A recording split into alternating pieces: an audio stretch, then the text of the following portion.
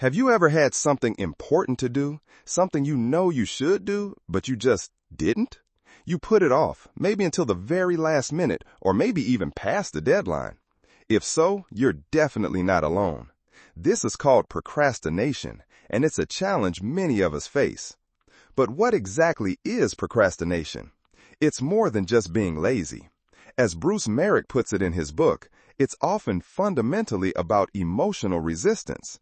It's when you intentionally delay doing something you plan to do, even though you know delaying will likely cause you problems. Joel Anderson, in the book Procrastination, Health and Well-Being, defines it as culpably unwarranted delay, highlighting that we often know deep down there isn't a valid excuse for putting things off. Procrastination can show up in different ways. It might be specific to certain tasks, like putting off writing a difficult email, or it could be a general habit that affects many areas of your life.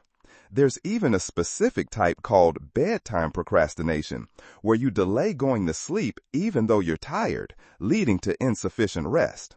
So, why do we do this, even when we know it's not good for us? A major reason, explored in Procrastination, Health and Well-Being, is that procrastination is often a way to manage our emotions. Diane Tice and Roy Baumeister found that people procrastinate for short-term mood repair. If a task feels difficult, boring, or makes us anxious, we might switch to something easier or more enjoyable to feel better immediately. It's a way to get instant relief, even if it creates more problems later. Beyond immediate feelings, deeper psychological factors also contribute. Jane Burka and Lenora Yuen, authors of Procrastination, Why You Do It, What to Do About It Now, discuss reasons like the fear of failure, tying your performance directly to your self-worth, or even, paradoxically, the fear of success. Sometimes, putting things off can be an indirect way of resisting control or asserting independence, a kind of hidden rebellion. Scott Stevenson highlights how negative self-talk and low self-esteem can make us think, I can't do something, making us less likely to even try. Or, as Robert Boyce suggests in Procrastination and Blocking, it might simply stem from a lack of skills in areas like efficient time management or knowing how to break down tasks.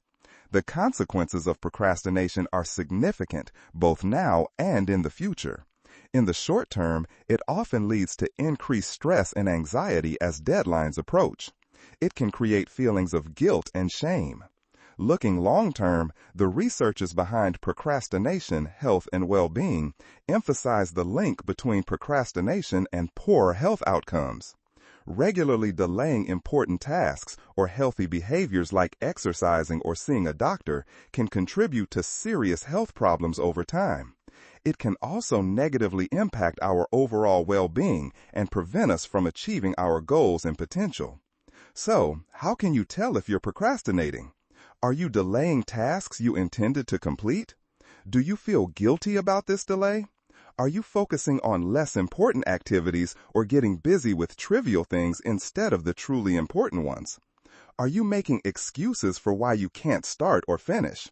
Do you often find yourself waiting until the very last minute to begin, needing that pressure to act?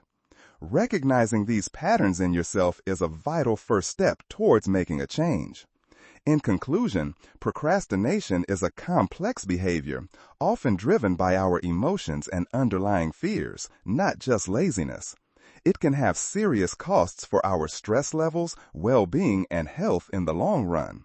The good news is, as hinted at in the sources from Siroy and Pychel, procrastination is often understood as an emotion-focused coping strategy, and because it's something developed, you are fully capable of changing it.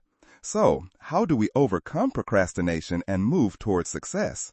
Based on insights from research, there are many effective methods. First and foremost is setting clear goals and making detailed plans.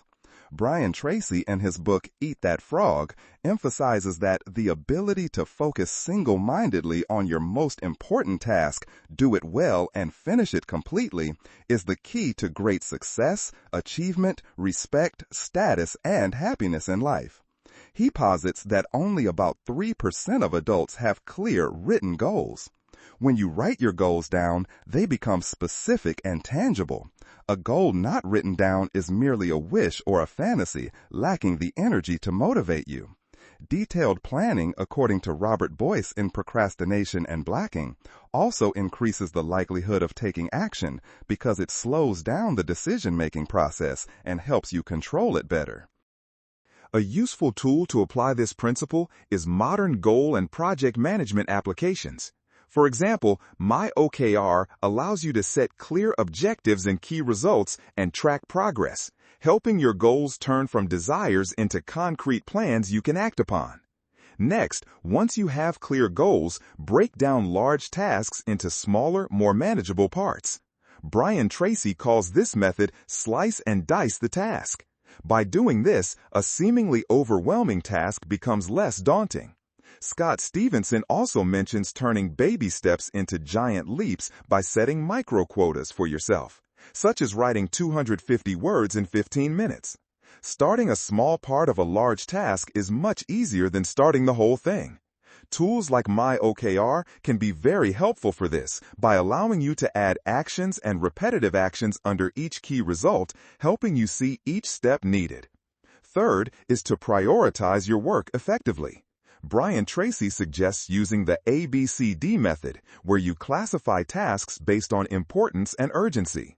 He also mentions the Pareto 80-20 rule, stating that 20% of your most important work produces 80% of your results. Focusing on the most important tasks, often your biggest frog, right from the start of the day will yield higher effectiveness. My OKR can help you identify and flag high-priority key results or actions, ensuring you always know what needs to be done first. Fourth, and very important, is managing your time and creating focused work sessions. Scott Stevenson talks about chunk your time. By committing a specific amount of time at a specific location for a specific task, you create structure to eliminate procrastination. A popular time management technique mentioned is the Pomodoro technique, involving focused work for 25 minutes followed by a 5-minute break. This technique helps you maintain focus and avoid burnout. While not explicitly detailed in the provided sources as a built-in feature of a specific tool like My OKR, such applications often include features like timers or allow you to allocate specific time to your actions. Fifth is to control your environment and minimize distractions. Joel Anderson discusses creating structures in the environment to support self-regulation. This can be as simple as clearing your workspace, turning off phone notifications, or even locking your clothes away as Victor Hugo reportedly did to force himself to stay home and write. My OKR can help by sending reminders for key results or actions based on deadlines or set schedules, helping you not miss work due to forgetting or losing focus. Finally, address internal mental barriers. As discussed earlier, procrastination is often related to managing negative emotions. Dealing with perfectionism, one of the leading causes of procrastination, is crucial. You need to accept that done is better than perfect.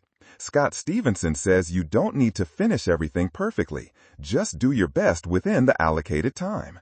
Additionally, pay attention to your negative self-talk. Instead of saying I can't, switch to I don't. This phrasing, according to Scott Stevenson, implies that you have a choice and are actively deciding, rather than feeling helpless. Overcoming procrastination is a journey, not a destination. It requires self-awareness, patience, and practicing new strategies. Start with small steps, use supporting tools if needed, and remember that every small action you take to get closer to your goal is a success.